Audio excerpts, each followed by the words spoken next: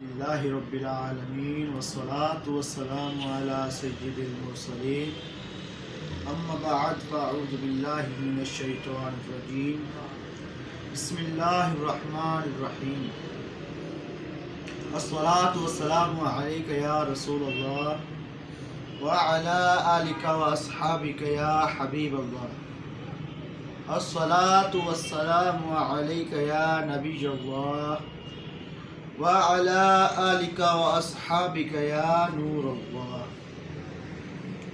مدینہ کے سلطان رحمت عالمیان سرور ذیشان محبوب رحمان صلی اللہ تعالی علیہ وآلہ وسلم کا فرمان عظمت نشان ہے، جسے کوئی مشکل پیش آئے اسے مجھ پر کثرت سے درود پڑھنا چاہیے، کیونکہ مجھ پر درود پڑھنا مصیبتوں اور بلاؤں کو ٹالنے والا ہے۔ صلو علی الحبیب صلی اللہ تعالی علی محمد صلی اللہ تعالی علیہ وسلم۔ کفار قریش ایک دن کعبہ مشرفہ میں جمع تھے۔ نبی اکرم نور مجسم شاہ بنی آدم رسول محتشم صلی اللہ تعالی علیہ وآلہ وسلم نے بھی قریب ہی نماز ادا فرما رہے تھے۔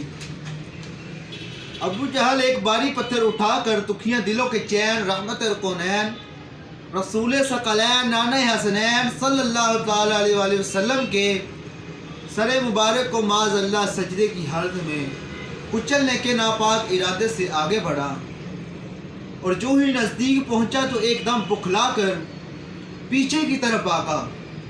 کفار ناہنجار نے حیرت سے پوچھا، ابو الحکم تجھے کیا ہوا؟ بولا، میں جو ہی قریب پہنچا میرے تو سانے خطا ہو گئے۔ میں نے دیکھا کہ ایک دہشتناک سر اور خوفناک گردن والا بھیانک اونٹ منہ کھولے دانت نزدیک پہنچا تو ایک دم بکھلا کر پیچھے کی طرف بھاگا۔ کفار ناہنجار نے حیرت سے پوچھا، ابو الحکم تجھے کیا ہوا؟ بولا، میں جو ہی قریب پہنچا تو میرے سانے خطا ہو گئے۔ میں نے دیکھا کہ ایک دہشتناک سر اور خوفناک گردن والا بھیانک اونٹ منہ کھولے دانت کچکچاتا ہوا مجھے ہڑپ کرنے کے لیے آگے بڑھ رہا ہے۔ ایسا بھیانک اونٹ میں نے آج تک نہیں دیکھا۔ سرکار دو عالم نور مجسم شاہ آدم و بنی آدم رسول محتشم صلی اللہ تعالی علیہ وآلہ وسلم نے فرمایا وہ جبرائیل علیہ السلام تھے، اگر ابو جہل اور نزدیک آتا تو اسے پکڑ لیتے۔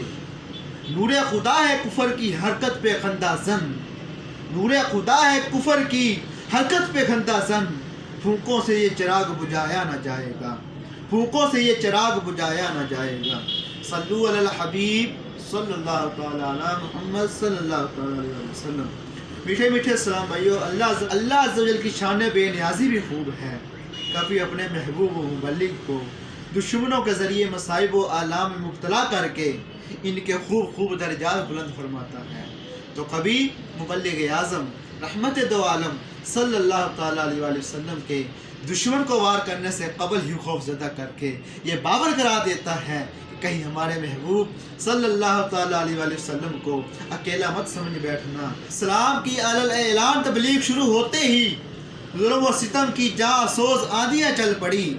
آہ نبیوں کے سرور، دو جہاں کے تاجور، محبوب رب اکبر صلی اللہ تعالی علیہ وآلہ وسلم کہ جسم منور پر کفار بدگہر کبھی کوڑا کرکٹ اچھالتے تو کبھی دروازہ رحمت پر جانوروں کا خون ڈالتے، کبھی راستوں میں کانٹے وغیرہ بچھاتے تو کبھی بدن انور پر پتھر برساتے۔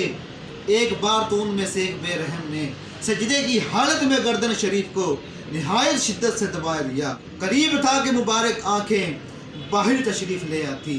کبھی ایسا بھی ہوا کہ سجدے کی حالت میں پشت اطہر یعنی مبارک پیٹھ پر بچہ دان یعنی وہ کھال جس میں اونٹنی کا بچہ لپٹا ہوا ہوتا ہے رکھ دیا۔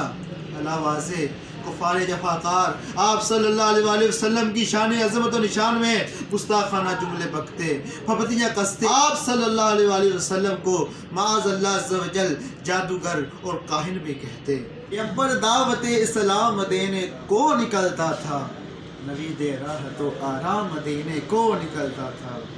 نکلتے تھے قریش اس راہ میں کانٹے بچھانے کو، وجود پاک پر سو طرح کے ظلم ڈانے کو مدحکے میں ٹال دیتے تھے، نبی کے جسم اطہر پر نجاست ڈال دیتے تھے۔ تمسخر کرتا تھا کوئی پتھر اٹھاتا تھا، کوئی توحید پر ہنستا تھا، کوئی منہ چراتا تھا۔